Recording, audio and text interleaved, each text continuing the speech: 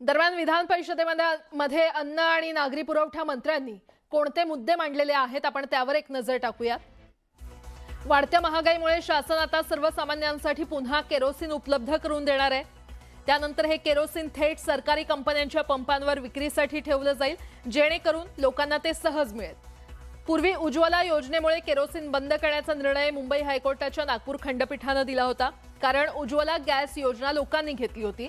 मात्र आता बदललेल्या परिस्थितीनुसार केरोसिनची गरज का आहे हे सरकार न्यायालयाला पुन्हा स्पष्ट करणार आहे। त्यानंतर घरगुती सिलेंडरच्या किमती वाढल्या, त्यामुळे सरकारकडून विविध उपाययोजना केल्या जात आहेत। सरकारने गॅसचे उत्पादन 9000 मेट्रिक टनावरून 11000 मेट्रिक टनापर्यंत वाढवलेलं आहे आणि या वाढीव उत्पादनातून खरं तर सर्वात पहिलं प्राधान्य केवळ घरगुती गॅस पुरवठ्यालाच दिलं जाईल। घरगुती गॅस पूर्ण झाल्यानंतर उरलेला गॅस हा रुग्णालय, शैक्षणिक संस्था आणि अनाथालय यांना पुरवला जाईल। सार्वजनिक सेवा देणाऱ्या या संस्थांना गॅस वितरणात विशेष महत्त्व दिलं जाणार आहे।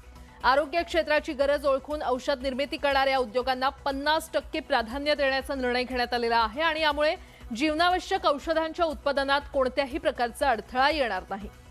कंपन्यांच्या पंपांवर देखील केरोसिन उपलब्ध करून देण्यात येणार आहे।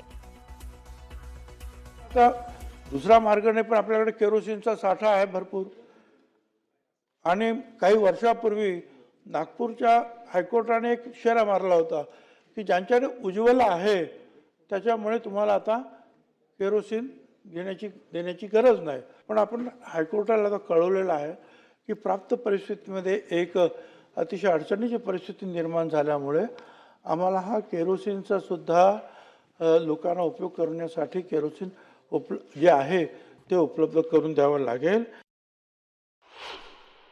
IOCL, BPCL, HPCL यांचे जे पंप आहेत, कंपन्यांचे पंप, तिथे सुद्धा आपण हे केरोसिन उपलब्ध करणार आहोत की जेणेकरून जे इतर ठिकाणी जे भेसळ वगैरे होतात ते होणार नाही। सगळे कंपनीचे, सरकारी कंपन्यांचे जे पंप आहेत तिथे आपण ते उपलब्ध करून देऊ। आणि जे